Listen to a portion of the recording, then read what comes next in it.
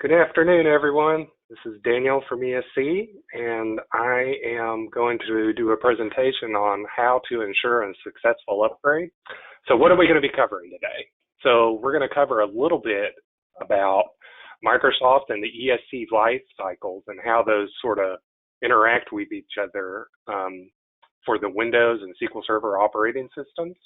We're going to talk a little bit about hardware for your server. What's your backup strategy? Think about third-party applications. We're going to talk about security. We're going to talk about least privileged accounts. What is the least amount of privilege you need to actually have to get StackVision running?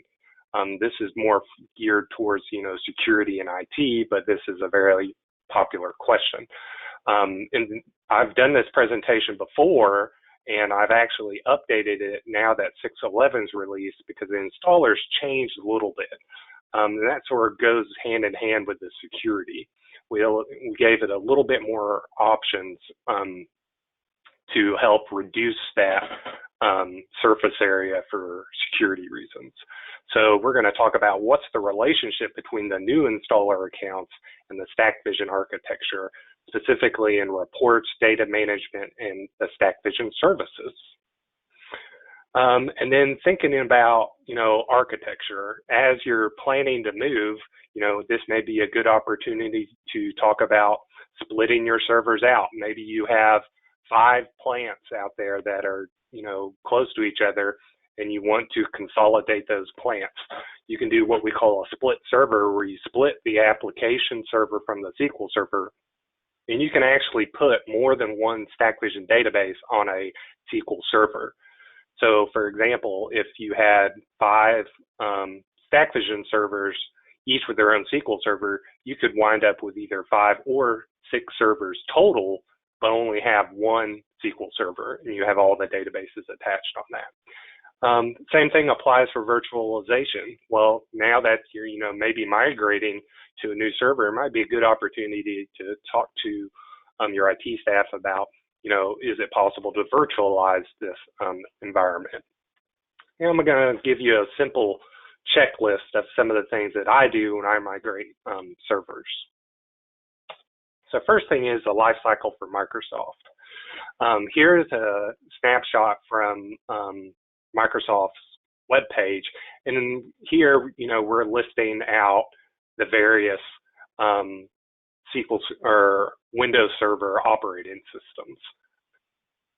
So here's 2008. Those are both gone. We no longer support any of these. No longer support this. This, keep in mind, we have just moved, and I'll show you these. We actually support 2019 as well. Typically, you can look out here and you see these 2 dates. There's the end of the mainstream and end of extended. So what do those actually mean?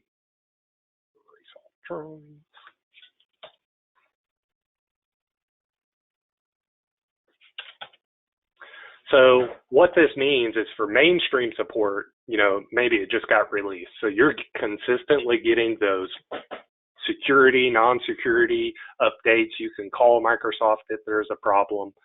Another important thing to keep in mind is that for patching, for a new release for the first, I think it's the first year, you get patches every month, or maybe 2 years. You get patches every month. And then as you get out of that window, they start doing quarterly patches. So it's a pro and a con, because no longer do you have to look every single Tuesday, patch Tuesday, to see, oh, I have 2 more downloads I got to do this week and reboot. Now they sort of consolidated it into for 2016 and greater, where you can get all your patches first, or actually it's the second Tuesday of every month is when they do those release patches. And the other really good thing about it is it's cumulative. So say you're in January and you don't patch till April. Well, you can download the delta between January and April, and that's all you need. You don't have to download and install January, February, and March. So the main difference is ESC, we're pretty much looking at that mainstream and extended support.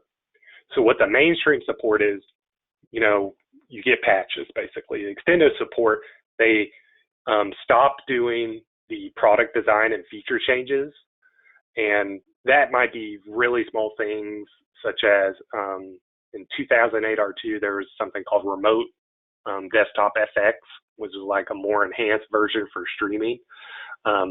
So that stops, and then when they end support, you don't get any more security patches. So that's when you really need to think about moving over to a newer operating system. So the lifecycle for ESC. So this was updated in 6.11, as I just mentioned. If we look over here, we have, for 2012, we've extended support. We currently don't have an end of support for 2019, and Microsoft's 2019 actually ends in 2030. So it's roughly about 10 years out, and that's the extreme in no security patches. So you may be thinking, hey, if I look at that prior screen, or if I look at this prior screen, and I go down here, I see, the end of extended support for 2012 is not to 2023. Why is ESC, making that change now on 3/31? So there's a couple of reasons. One, you're typically going to be rotating your hardware every 5 to 6 years. The next point of emphasis is that for every SQL and Windows operating system combination, our QA and development have to test against that. So by keeping a consistent of, Microsoft's typically releasing Windows and SQL Server about every 3 to 4 years. So that helps us narrow down the amount of testing we have to do. So as one comes on, one drops off. So when thinking about hardware for your server, there's sort of two things you want to think about. One, what's the current server like? Are you happy with their performance? Are you running out of disk space? The other thing you need to think about is, well, if I'm not purging, how much am I actually going to grow? And man, it would have been a while ago, but I think it was one of the 6.0 versions, we added a database growth report. And that sort of helps you guesstimate, how much is my database going to grow over a 1 year or a 5-year period. So that could be really useful for your IT staff. It's under the system design to see how much estimated growth you have. Now, it doesn't assume any purging. If you're purging, which is part of StackVision, you can obviously help, curb that growth even more. So while you may be growing, you're also purging, so your overall growth isn't going to really increase. The other thing you want to think about is what I mentioned before. What's your current architecture? Is StackVision and SQL Server on the same machine? Is it separated? Do you want to separate it out and help consolidate, using a shared SQL Server? Do you want to think about virtualization?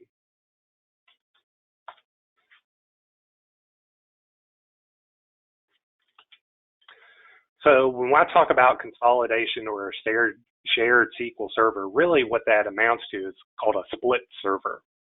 So in a split server, you have what we call an application, which is going to be your StackVision server, and then your SQL server, which is where you're going to actually house the database.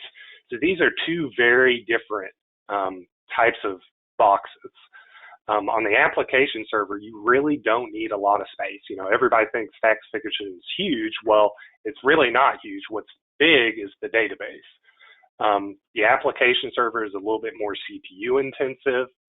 It has to be a part of a domain if you're going to split the server out, because you need to be able to authenticate to both boxes.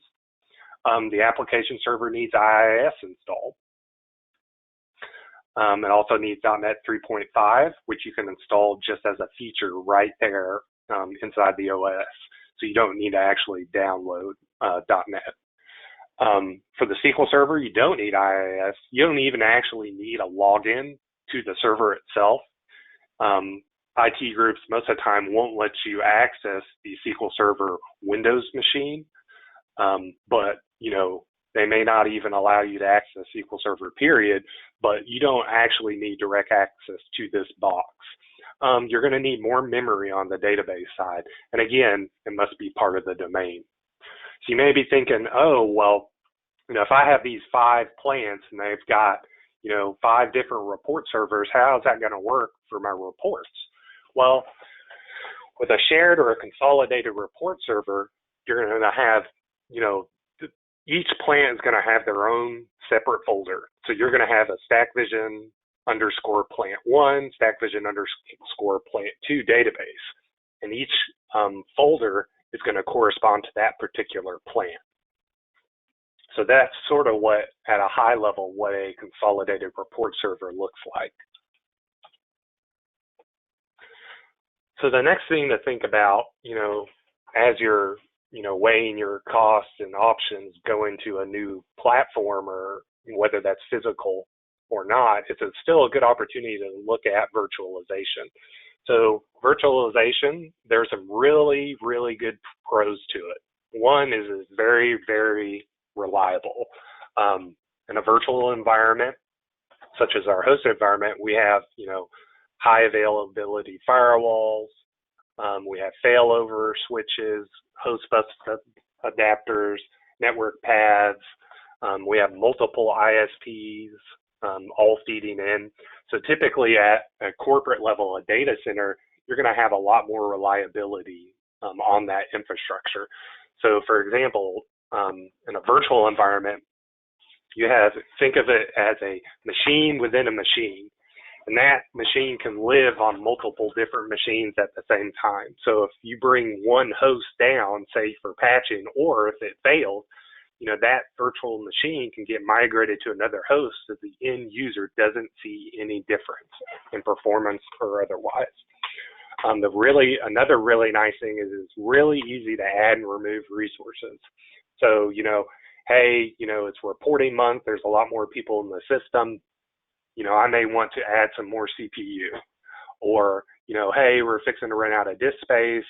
It's really easy to add and remove resources.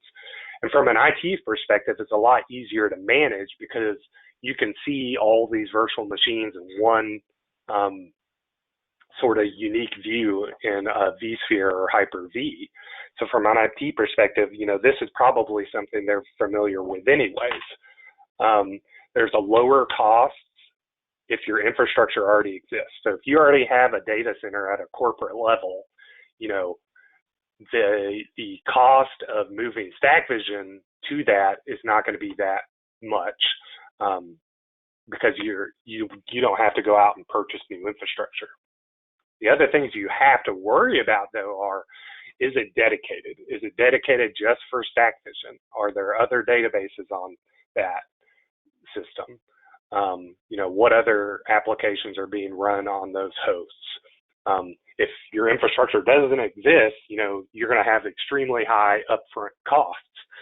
These aren't just StackVision servers. These are, hosts that have, maybe 300-400 gigabytes of RAM memory, and they may have 32 to 64 CPUs. So, buying one or, 2 or 3 of those is extraordinarily high. But like I said, if that infrastructure already exists, it may not be that big a deal to migrate things over. The other thing is it's really complex, right? Because now you're introducing a hypervisor or a virtual environment into this component. So that's not something you can't, run out to the SIM shelter and check the network cable on a virtual machine, right? You need somebody with expertise and access to help manage that. The other thing you have to worry about in a virtualization environment is, what is the network like between the plant and the data center? When we do these migrations into our hosted environment, that's the one thing we got to be very careful about, is that, if the network goes down between the plant and the data center, those data controllers are going to continue to pull data, but the data won't make it over to the server until that connection is reestablished. The same thing goes for clients. You need your StackVision clients to be able to access from the plant. What about plant Wi-Fi if that's separate? What about over a VPN? What about through Citrix? You need to think about, if you're going virtualization, you need to go ahead and start getting a list of, these are the people that access them, and this is how they access. Another really important thing that comes up quite frequently in the meetings I have with IT group is, what are the bare minimum or the least privileged accounts I need to be able to run this application? So for SQL Server reporting services, and I'll go into this a little bit later as well, you can just go to HTTP, whatever your server name is, /reports. So there's an account you put in there that basically shows you, hey, these users or this group of users or this account can see the reports. The important thing is that you can use Active Directory if you don't want to use, by default, we use an account called report user. And like I said, I'll go into this a little bit later as well. Windows, you do need an administrator to install the StackVision server component. The task scheduler, you need login as a batch privilege, which you can define in security policy, user rights assignment. By default, with default group policy, I should say, any administrator of the local machine will automatically have this, but lots of group policies remove that, and you have to specify particular users. So if you bring your system over and process now only runs when you're logged in, this is probably why. SQL Server, you got different types of authentication there as well. So you've got Windows authentication, where you can have a local user of that particular server have access. You can have a domain user have access. An Active Directory group can have access. And then you also got this other type of authentication called SQL authentication.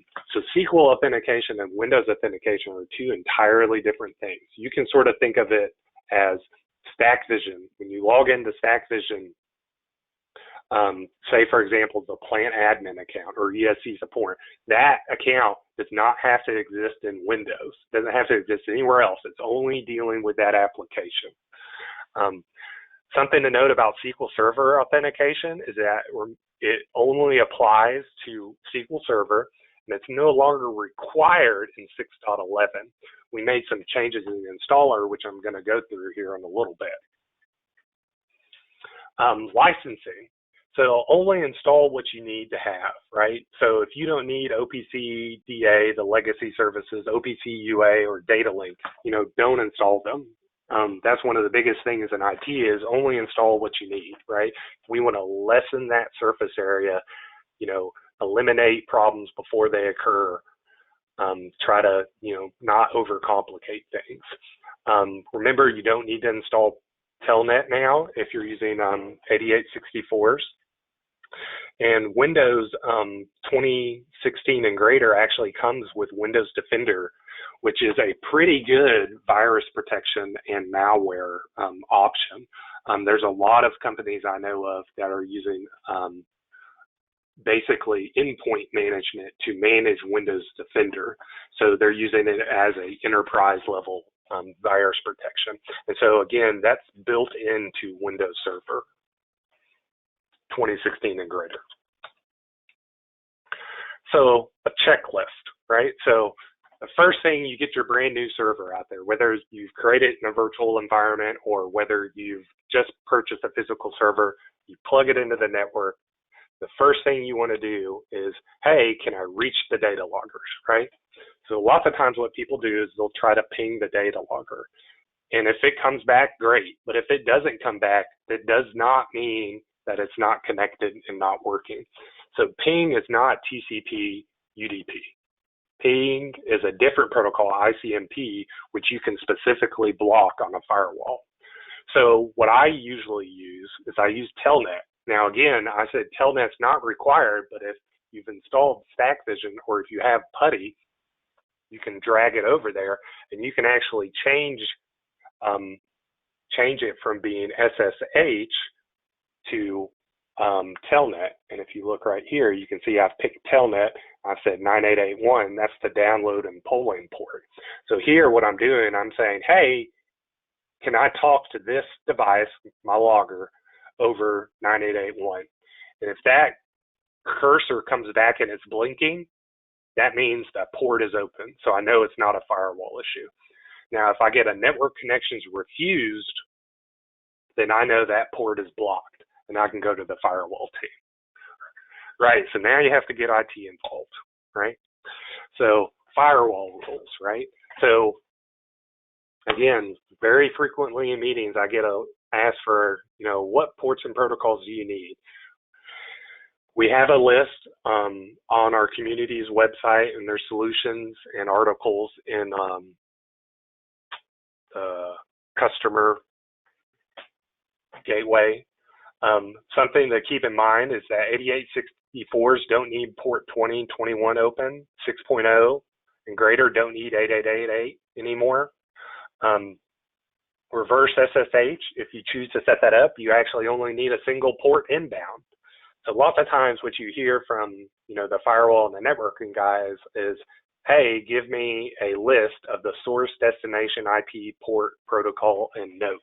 So in this example here, I've just sort of laid out, here's my client machines and here's their IP addresses. This is obviously made up. And then here's, the destination. We didn't actually have an IP for that, but you typically want to put in the IPs there, what port they're using, what protocol, and why is it used? What's going on with this? Why is it important? So having something like that for your IT staff is really good. They will very much appreciate that. And like I said before, if you're moving networks or changing your networks by adding a new server, go look at those firewall rules. There might be some in there that you don't need to have anymore. But typically what you're going to do is you're just going to take those rules and apply them to the new IP address on your new destination device. So the other thing you can do is go to your existing server and get your StackVision license. So here I sort of had to clear it out, but you can just look at the old server and go to help about or help update the license key, or you can check the community and you can actually get your license. So you can just copy and paste that, write it down, whatever. So you've checked the connectivity to the data controllers, everything looks okay. You're getting ready to do a blank installation, right? So, you've run through the list, got everything configured per the migration guide, and you're moving on to actually installing StackVision. So what is a blank or a clean or a new install? So that's no configuration. You don't have any custom reports. You're not polling. You don't have any configuration items or anything like that. So in 6.11, we sort of changed things. Now the look and feel of it is somewhat similar. It's a little bit updated. And I'll go into the reasons why we sort of changed it here in a second. But here, the first page is still what are your license key, but you get a little bit expanded info about that license key. Who is it licensed to? What features are part of this? So you can see here, this has permit, MATs, PAYDEP. These are the actual features that are part of this key. And the next screen is select your optional features above. So optional, your StackVision services are obviously not optional. But going back to my other slide, only install what you need. If you don't need OPCDA or OPCUA, don't install them.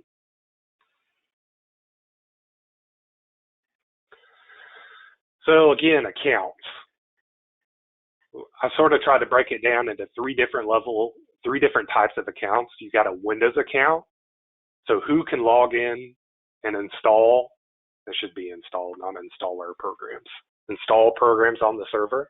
You can have a local user, like lots of times you'll see ESC support. You may have a domain user. You may have an Active Directory group. SQL Server, who can access the SQL Server database. Again, you can have Windows and SQL Server authentication. Within Windows, you have those same three. the reports website, who can see the reports and who can upload the reports.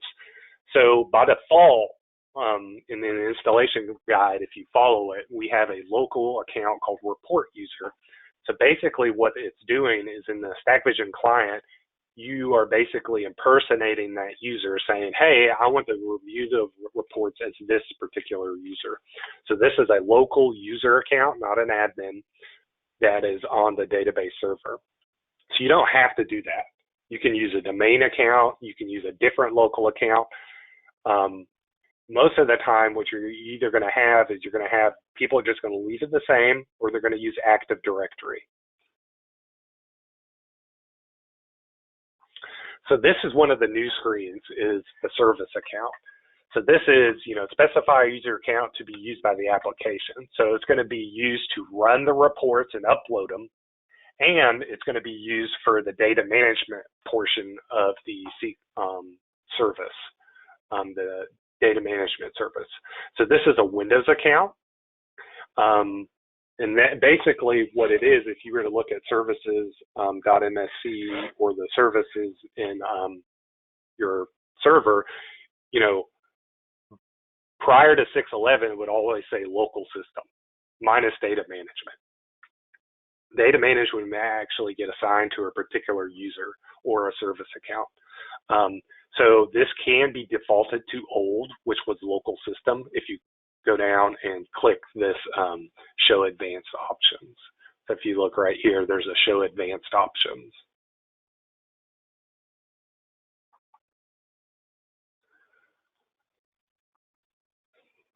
So the SQL Server connection on the next page, again, you got different types of authentication now. So prior to 6.11, you had to have an ESCSV account. It was a hard-coded username, not necessarily a hard-coded password. You could change the password, but that ESCSV account had to exist. That's no longer required.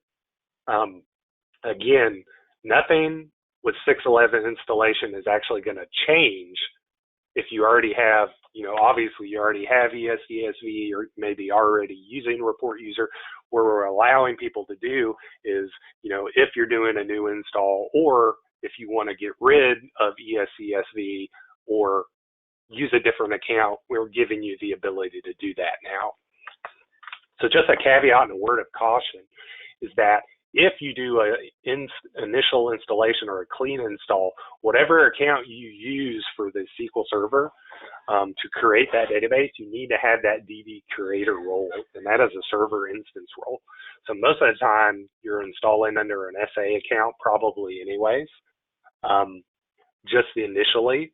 But if you wanted to narrow that down, you would use the DB creator role, and then once the database is installed, a blank database, you can remove that DB creator. It won't be needed. Data management requires a backup or DB owner for the report server databases. So this account we used in the prior screen for data management does need to be DB owner for the report server and report server temp DB if you're using data management for your backups. And as usual, there's an advanced options on the screen. So the advanced options, you can change the SQL Server authentication. So right now in this particular screen, it has read that, hey, you used ESCSV to authenticate, right? So if I was using a different SQL Server account, say I had to run a repair or something, that would populate with a different SQL Server authentication if I was using that before. So this way, if you want to continue to use SQL Server authentication, but not ESCSV, you can certainly do that. So the reporting services, again, this is part of Windows account, is not part of SQL or even part of the machine. So that's sort of hard to wrap your head around, but you can sort of think of it like SharePoint, right? Like you don't have access to the SharePoint database. You don't have access to log into the machine that SharePoint's hosted, but you can access things in SharePoint. So you need to have content manager access to be able to upload reports, create link reports, things of that nature. So that can be a local or an Active Directory account. And the same principle for user access, right? So if we look here, I have nothing. I'm going up here to manage folder, and that's right here. Hold on. So this built-in administrators group, that is a local group of all the administrators on the local machine. So that's sort of like an Active Directory group, but it's local. So here, I'm going to search for my name. I'm going to give myself Content Manager. And then you can see here that now I'm showing up here. So this is an example of using a domain. So I've basically said that I myself have access to the report server. So in an IT perspective, if you did not want to add report user, a local user on the SQL server to this machine or something like that, you could use Active Directory. So maybe you have all your SIMS people are in an Active Directory group. You could add that here, and you wouldn't have to fool around with a local report user account. So how does that correspond and link to things? So the server reports server instance, that's going to be your SQL server. And then your report root, that is sort of like your folder, right? So your report root folder goes to this in your StackVision with configuration. I apologize, I forgot to say on the right-hand side, if you launch StackVision, your StackVision client with configuration, you get this icon or this form that lets you pick these out. And so remember down here at the bottom right, I mentioned use these credentials. Let me highlight that. So this checkbox is really what comes into play whether you can see reports or not. This user, oh crap, I'm not a very good drawer today. Let me use a highlighter. So this is worse. But anyways, this user must exist in that website I mentioned before. So if you uncheck this, and I'm running as ESC, I've logged into my machine as ESC Frome.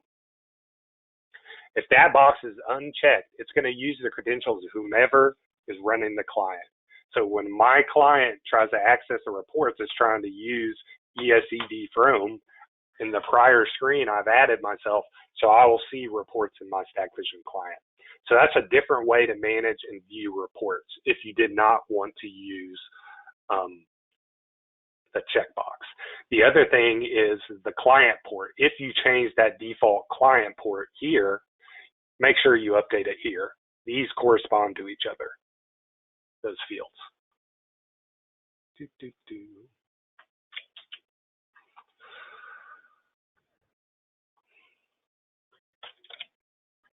So virus protection, exclusions you may want to consider is exclude the StackVision directory if possible. So especially the core exe and the data tempf directory.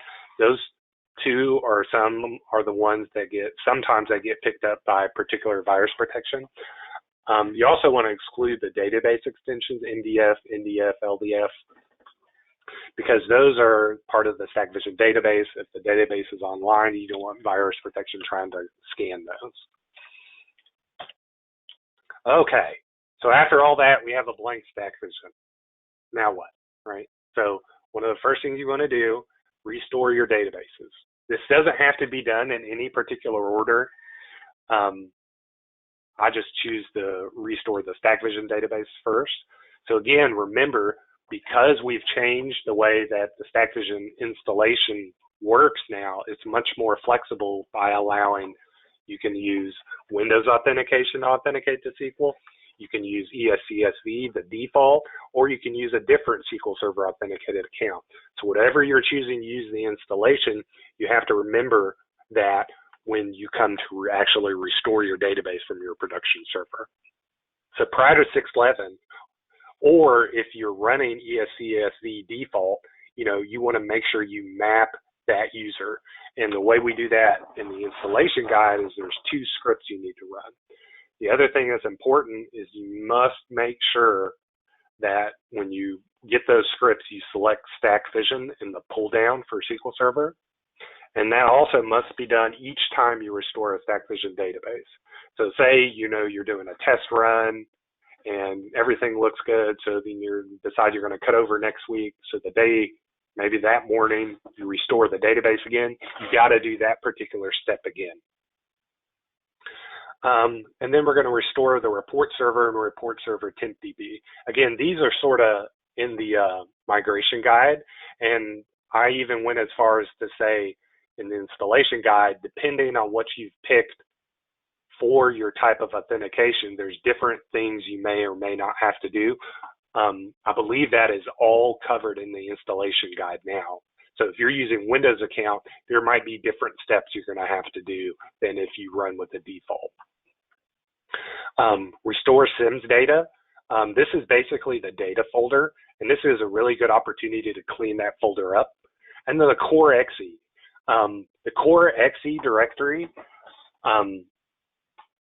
engineering sometimes uses that if you're downloading a constant or using download a constant, then there's a particular script that can run that exists in this directory.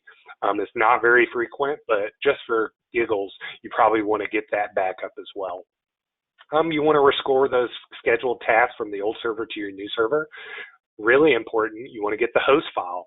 You can copy and replace it, or you can just copy over the lines from the host file itself.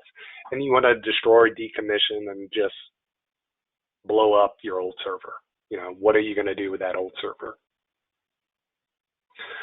So restore StackVision database. So when you do restore, you need to make sure, you're going to have to back pull from the time the database was taken until you quote unquote go live, right? So you can do this multiple times. Treat it like a disaster recovery plan, right? That's basically what a migration is you're doing a controlled disaster recovery. Do not change the database compatibility level to greater than 2008. If you don't know what I'm talking about, that's a good thing. Do not enable lock pages in memory without thoroughly testing. So these two things are things that must be manually done or applied through a group policy. This one is specific to SQL. And so we leave that this way for a particular reason. There's performance consequences by changing that. So again, this must be manually done. Again, this one down here can be set by group policy, but we do not recommend setting lock pages in memory.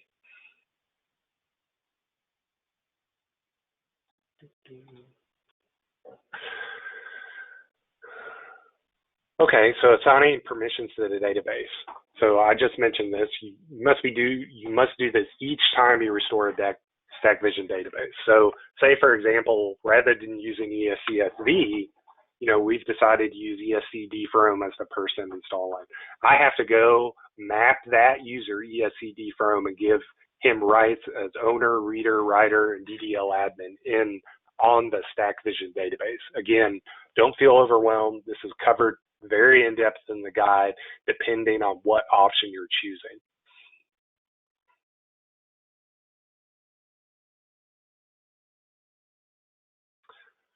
And then you're going to restore the report server databases, run the reports from the client. So if you launch your StackVision client and it says none, right, it's freak out time, right? Well, the first thing we do when we get a case about this is we go look at the website. So just go to that server name /reports.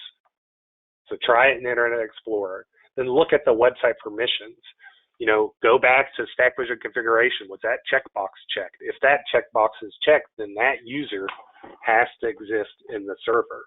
If that checkbox is not checked, then whoever is currently running that StackVision client better have access via an AD group or be explicitly listed in that website. So all three of those things are usually about 99.9% of the time the culprit. The other 1% is that there was a firewall rule blocked. So another really easy one is restore the quote-unquote SIMs, or what I call application data and scheduled tasks. So the data directory, this is a good opportunity to clean things up. You may have a lot of SV exception logs or loggered month, day, year files in there. That's a good opportunity to clean those up before you copy them. The core XE directory, as I mentioned before, potentially it's used for some scripts. Scheduled tasks, you can literally go into the task scheduler, right-click and export, and you can just take that XML file it creates and import it in to the new server. The host file, you can drop it in later if you don't want to immediately poll. We've already established that we could reach those connections anyways, so you can drag and drop that for later. So again, having to do that manually, from my perspective, because I do, a lot of these, can be quite boring, right? So I don't want to do that manually. I want to automate it.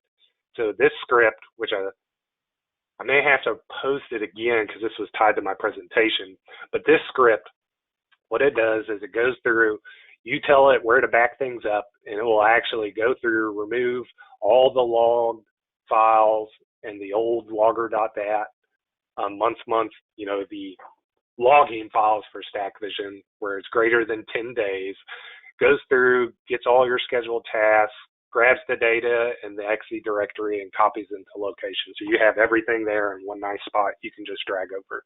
I actually use this for disaster recovery as well.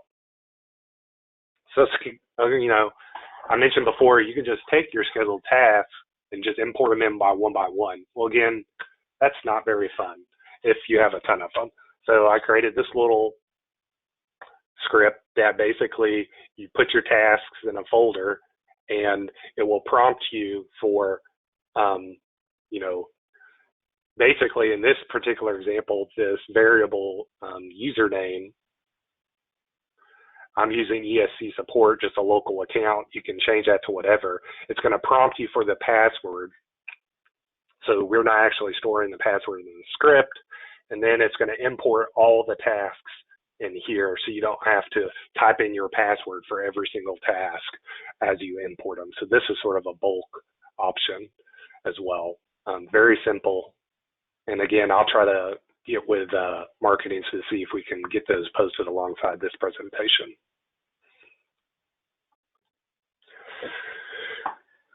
So now that you've got everything migrated, run through the installer again.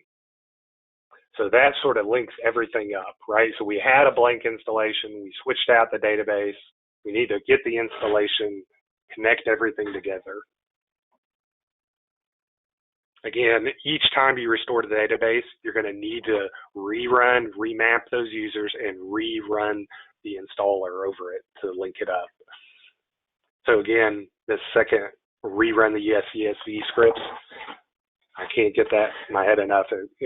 It gets missed very frequently. And again, make sure that's the route you want to go. There's different options now in 6.11. But like I said, 6.11 isn't changing. You're not forced to do any of this. You can keep on running as you were.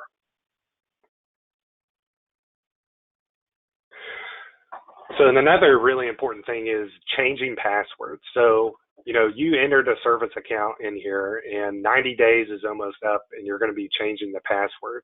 So if you change that password, you need to make sure that you go onto the StackVision server, rerun the installer with that new password.